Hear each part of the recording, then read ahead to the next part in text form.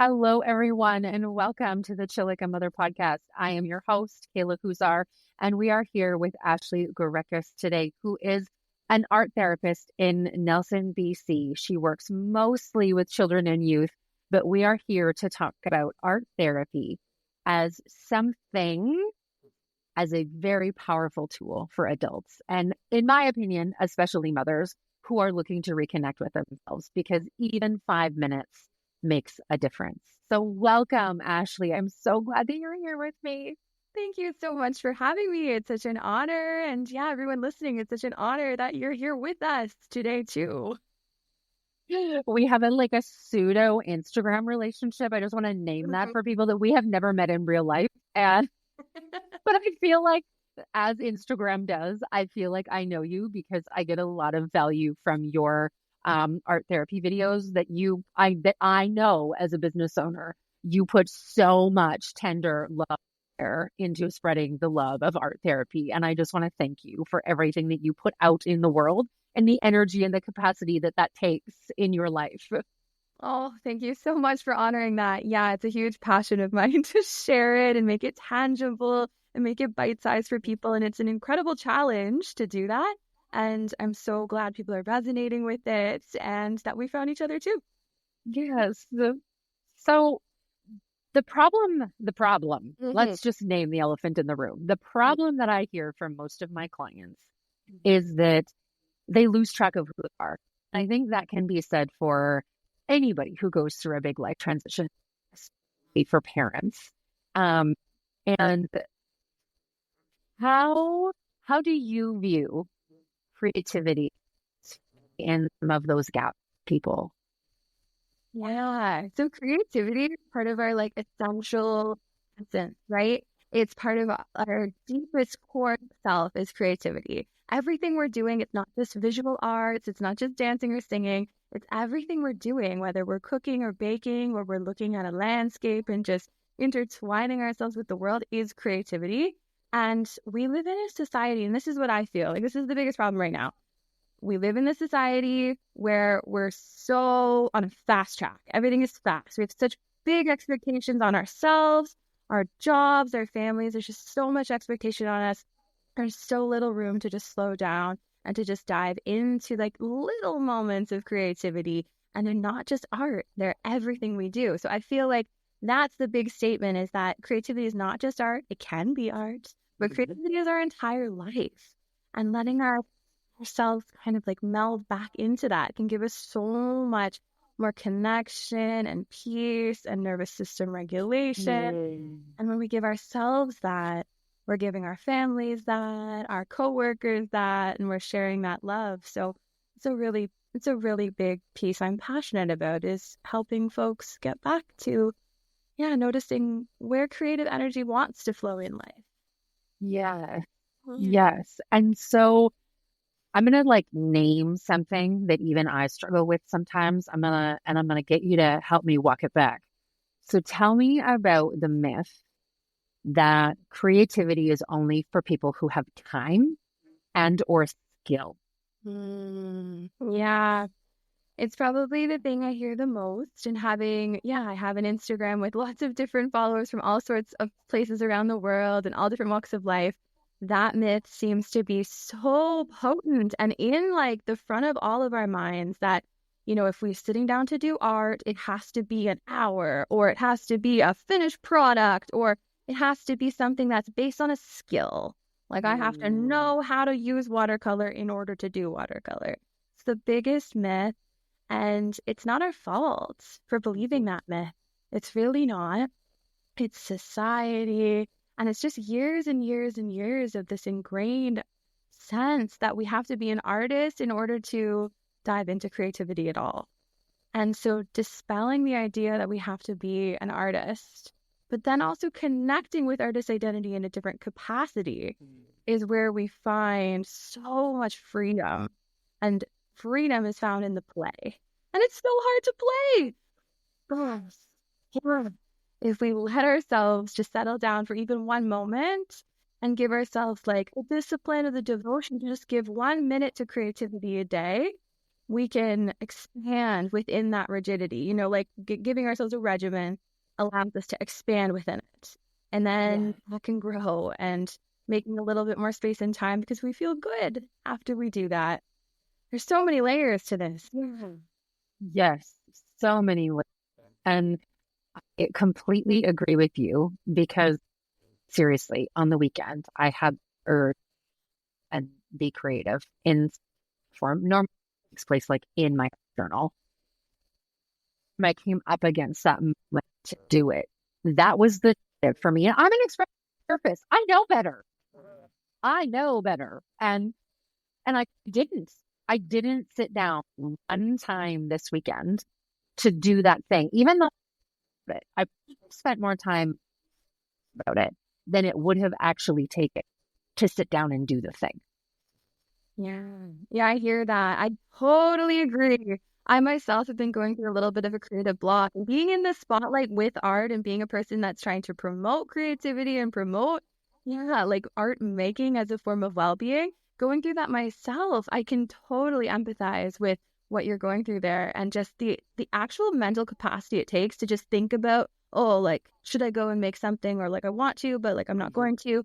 It takes way more effort than actually just sitting down and doing the creating and giving just the space and the time to do it, and remembering that it only takes such a little pocket of time for our nervous system to come down, and that our alpha brainwaves start turning on. And even if it's just 5 minutes, it's an expansive pocket. You know, that 5 minutes isn't taking up our day. It's 5 minutes expanding into a lot less stress over the day. Yeah. Yes, absolutely. And I feel like it's a similar experience to when I sit down and meditate.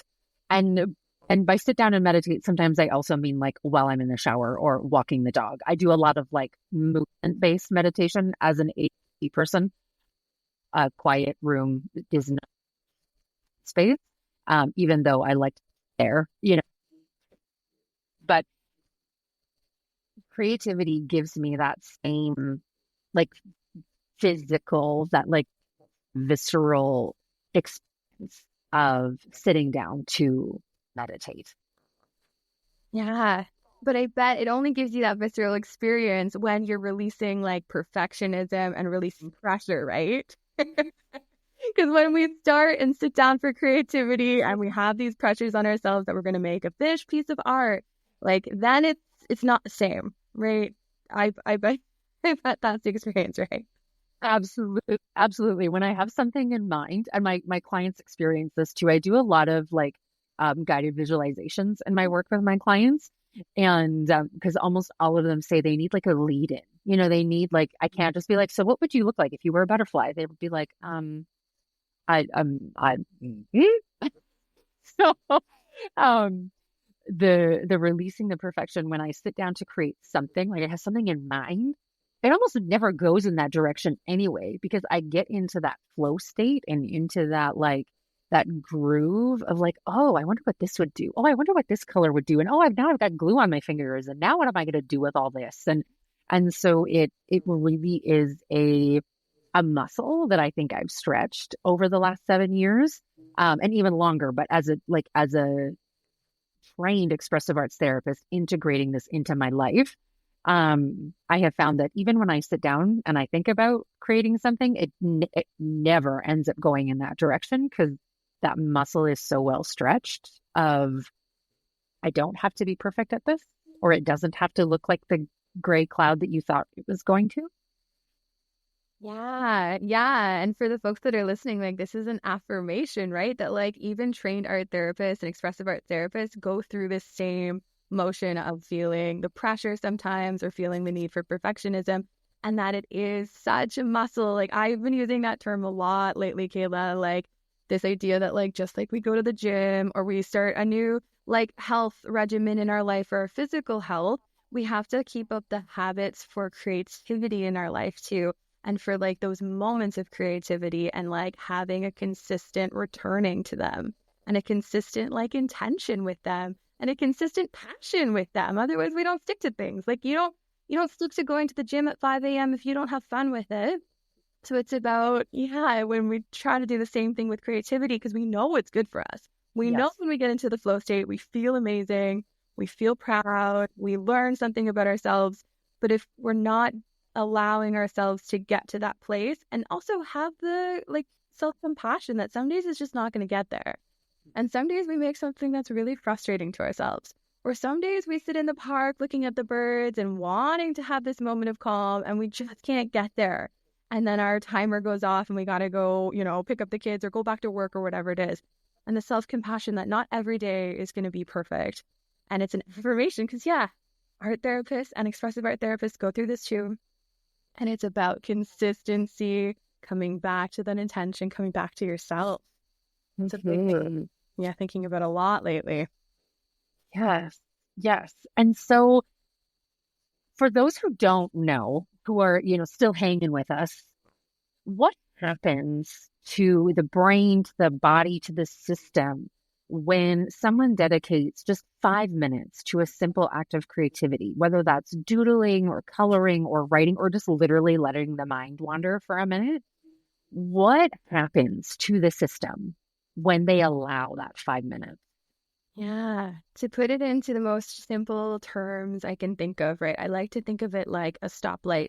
Our nervous system, like red and yellow and green, we want to be in the green state more often in our life. That's the time our ventral vagal nervous system is turned on. We're able to make social connections. We're able to play. We feel like ourselves. And it's okay to not be in the green all the time. A healthy nervous system is actually the ability to dip into the yellow and dip into the red and be able to come back down. And so having a flexible nervous system. And so when we're making art, whether we're in the red, like we're in fight or flight or a functional freeze, lots of folks are in functional freeze in our day-to-day life. We're kind of going through the motions, taking time to sit and let that 5 minutes. It just has to, it could be one, but it could be 5 minutes. It could be 10 minutes, whatever feels right in your schedule. Our brain waves begin to change when we're not thinking about the art and we're taking body up processing. So when our body is actually starting to move, I'm taking a marker and I'm making doodles and I'm using the materials as a guide, like maybe moving this slowly or just noticing how a chalk pastel feels more soft in my hands and just taking moments to notice. It pulls our brainwaves into alpha, and that's that state that when people say they're meditating and they have these incredible visions and this incredible sense of calm, it's the same state that we can achieve through creation and through visual art. And all it takes is a few moments. It's really special. It is so special. And I have the Headspace app. Anybody has paid for the Headspace subscription. If you go into the videos, they have these 1 minute, 1.5 minute videos. And there's this one that describes the every meditation is going to feel the same. And when you have a, air quotes, a bad meditation, it makes you feel like you don't want to do it again. Like it's the meditation's fault. Like it didn't get you where you wanted to go. And it talks about beginning again and starting again. Just because it was bad yesterday or you didn't get into that flow state yesterday doesn't mean that it's not worth pursuing again. And that really sticks with me, especially when considering creativity in the context of motherhood, because I think sometimes I can sit down with my creativity, my journal, my art journal, or even just a meander through the park, thinking that it's going to give me exactly what I need. And then when it doesn't, I'm mad about it, right? I'm like, I wasted this 20 minutes, the only 20 minutes that I have for the next 30 days, let's say, for me to actually sit down and do something for me. I'm mad at the process. And so I think there's also a distinction that I've had to make between that nervous system regulation being beneficial versus the benefit that I thought it would bring. Because I think I can discount I did get there, I did get into the flow state, or I did do the thing, or I honored an urge. And that's enough to bring that nervous system down a notch, even if the process made me mad, or the outcome wasn't what I wanted it to be. Like maybe it took me somewhere that was like even more triggering than the thing that I started with. And so there can be this like tug and pull between that nervous system regulation and then my perception of how I just spent my time. Yes, exactly. Hey, and I'm of the opinion it's really important to remember like the process is more important than the outcome.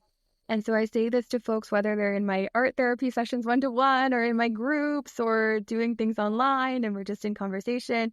It's not always about having like a finished piece of art to hang up on the wall and put it in a frame. So taking that 5 minutes and just, you didn't get to the place you wanted to, but the process was there, and like honoring yourself that like you took that time for yourself. And that is the most important thing. And sometimes too, right? Like when we experience something more dark or something more triggering through the process, it's about the integration. Hey, like for the rest of the day, noticing, wow, like that anger really showed up in me. And I really don't want it to show up for the rest of the day. So how can I give it the most space, as 1 minute walking back to my car here from the bench where I was doing the doodle in the park, how can I give it the most space it needs, ask it what it's here for, and then shift it for the rest of the day and maybe notice when anger is trying to creep up or whatever emotion it is, whatever darker emotion or challenging emotion it is, and try to integrate it, not dispel that idea that you got frustrated from making art, but yeah, I got frustrated from making art. And maybe that's eliciting something that I'm also frustrated in my life about. I'm frustrated that I can't get this done or that done, right? And noticing it. And that's going to teach you something too, just as much as a beautiful nervous system regulation piece of art would do. And having self-compassion for yourself in the process. Yes, absolutely. Absolutely. There's a memorable moment that's coming to mind. I dropped my son off at a birthday party at a family's house that we'd never been before, and they were going to be outside, and it was summertime, and they were going to be in the pool. So I was like, okay, it's all good, like parents seem capable. They're going to be in the pool. There's lots of kids. They're not going to be in the house running around and, all these things, getting more revved up than what he needs. And I got home and I was vibrating. The intrusive thoughts started to come in around like, what if these parents suck and they're not supervising, the pool party, or like, what if, just like all the things, all of the worst case scenarios possible. But I also still had my littlest one with me. So it was like, I kind of had to pull it together, right? It's like, I can't succumb to the intrusive thoughts, but I also need to like, be like, hey, yeah, you're there. This is a really good red flag, right? Like maybe you feel like you should have talked with the parent more. Like this is like information gathering, right? Like, and so I sat down, I put my littlest one in front of the TV and I sat down and I was like, okay, I'm just going to like make a spontaneous collage. All of the images that like pop out at me from the magazines, I'm just going to rip them out. It's no surprise that they were all water images. One that included a crocodile and a tidal wave and all. They were fun. Like they were fun images, but they were also like, I knew that they were like the darkness of it was coming through. Right. And then I have this old vintage, Wizard of Oz books. And so I like to like cut the words out of, because they're like magical and there's lots of like metaphor in them. And so anyway, I was like making this poem and I wasn't getting to the solution fast enough. Right. It was like, I wanted the calming feeling. I wanted the words, the epiphany, the aha moment to like jump out at me and release me from the intrusive thoughts, right? In the time that it took for my youngest to watch his TV show. And it wasn't happening. And I vividly remember standing up from the table. I was also like double doing this. I was recording myself thinking that I would turn this into some social media content, which also added the cloud of like thing that I was trying to get to. And I remember standing up and my youngest looked at me and he was like, Mommy, are you done? And I was like, no, I'm not, but I need to like walk away from this. And so I stood up, I did a lap around the kitchen, grabbed some water, got a snack, sat down with him for a minute. And then I was able to come back to it in a way that felt like it served me. And once I had that pause button, that perspective, I came back to it and it was easier, or it had a different feeling about it. And so it's interesting that as an expressive arts therapist, and like you already named, as an art therapist, we also go through these moments where like creativity isn't straightforward and it doesn't always give us the result that we're looking for. And so if people are currently making art, they are currently like leaned into that and it's not giving them what they need. What do you suggest as an art therapist to them? Yeah. It's layered, right? I have a really big passion for the neuroscience aspect behind the art therapy. So my thesis and my research was all based on the interrelation of neuroscience and like what's happening in our brain and our body. And sometimes if we are not getting what we're needing from it, we have just like you did, taking a step back and noticing what part of our body are we in? Are we in our thinking mind or rational mind? Are we having pressures or any kind of sense of like perfectionism that this needs to be done or we need to have an answer? Or are we allowing flow in whatever shape or form it turns into from that safer part of our nervous system? Are we feeling like the art in or the making is really coming from a tense body? Or is it coming from something more open and more fluid and more playful or not?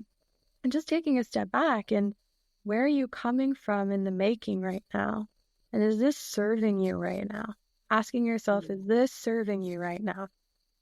Another big piece there is noticing, like noticing if we're in a story as well. So not everyone agrees with this, but there is Harvard brain science around the idea that sometimes we can get really caught up in a story.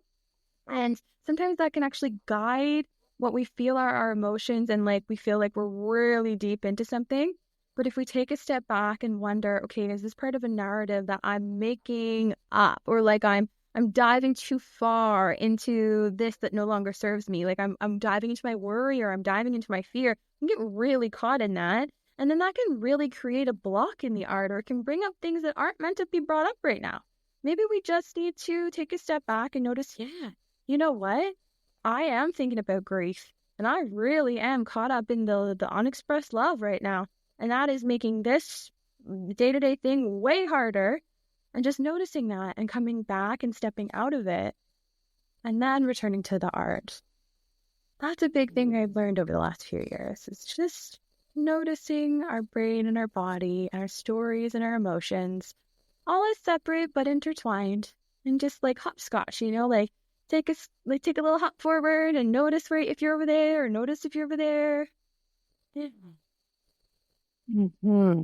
I felt my body have like a whole release when you said that. Like, is this serving you or is this part of a story? Is this part of a narrative? I work with the sentence stem a lot of I'm telling myself is. And sometimes that story is rooted in some fact. We all together, right? And so if your partner or whatever behaved in this particular way, you're going to it the next time. And so it's like the story I'm telling myself is ... And I use that a lot as like a starting place in my therapy with people because sometimes it is rooted in fact, and sometimes we need a place to process that.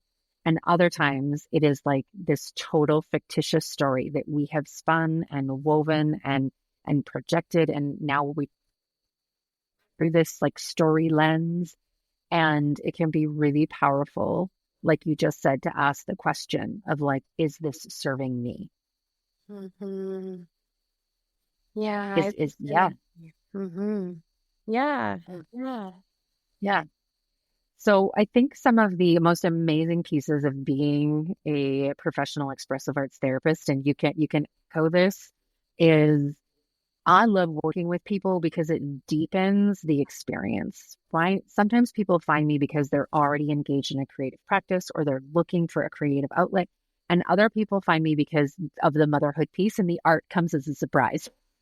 So what I love about making space for this is that container to explore emotions with someone who's witnessing it, who can mirror back things, who can simply just like repeat what you just said and like give it back to you in a different way than maybe you would have thought it.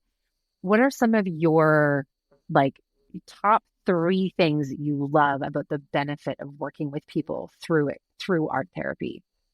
Yeah, I echo all those statements. I think number one, first and foremost, is the relationship. And it's seeing yourself in another, having someone exactly like see a part of you that maybe you're not seeing, a beautiful part of you, maybe a part that like you're abandoning, and having it be brought into the room through the relationship with someone who's holding authentic space for you, authentic space for your process, authentic space for your art and for your life, and holding you holistically. I think that's the most amazing thing about working with someone on a one-to-one level or in a small group setting with an expressive arts therapist or an art therapist.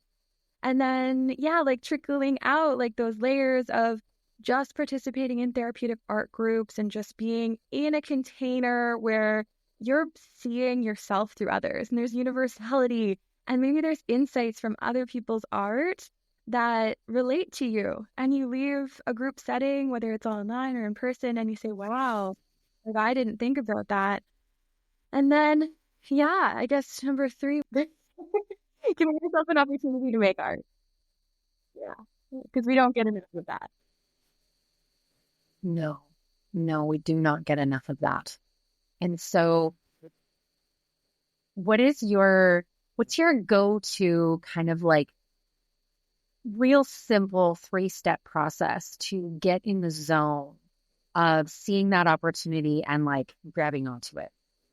Yeah, like if you're not able to create an experience where you're working one-to-one with a therapist or in a group, if it's on your own, I would say my go-to thing would be to get intentional about it.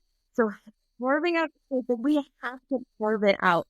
5 minutes in the morning, like whilst you're having your coffee, like it has to be a double stack situation. So be it. That's sometimes what we have to do in our busy lives. And also finding inspiration. So maybe it's as simple as going to the dollar store and picking out a brand new pack of pens, a really nice brand new Sharpie that you're excited to use. And yeah, getting like closer to yourself through the self-compassion. So giving yourself compassion for whatever shows up at any time that you create the art, whether it's a good, bad doodle, you didn't make any art while you sat down, having self-compassion. I think those are the biggest pieces there. Yeah. Yeah.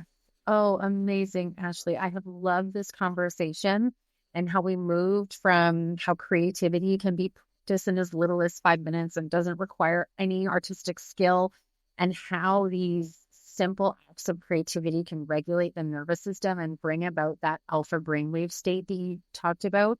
It's so similar to meditation, and how that opportunity, seeing the opportunity and maybe double stacking it around the consistency and showing up just for a few minutes each day can really help people connect with themselves in a deeper way. And like you so generously labeled those ways that change the process when you're working one-on-one with someone professional, and that deeper emotional processing that can come from that experience. So thank you so much for being here and sharing your time and yourself with us today. And I really appreciate your time and everything that you share in the online space and with your people one-on-one.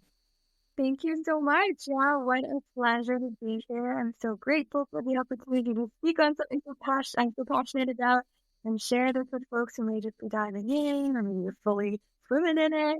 But it's great to just rejuvenate all of our passion for this and our passion for our well-being and bringing more joy and more goals to our lives. And yeah, like I invite folks to take 5 minutes today. Maybe it's just 4 minutes. Don't even bring pressure on yourself that it's 5 minutes. 5 minutes while you have an afternoon tea, or while you, I don't know, wherever you can find 4 minutes. And just take a moment to, even just just notice your space. Just notice the colors. Maybe just notice the shapes. Maybe just start there and then see where that leads you with a visual arts or creative arts practice after that.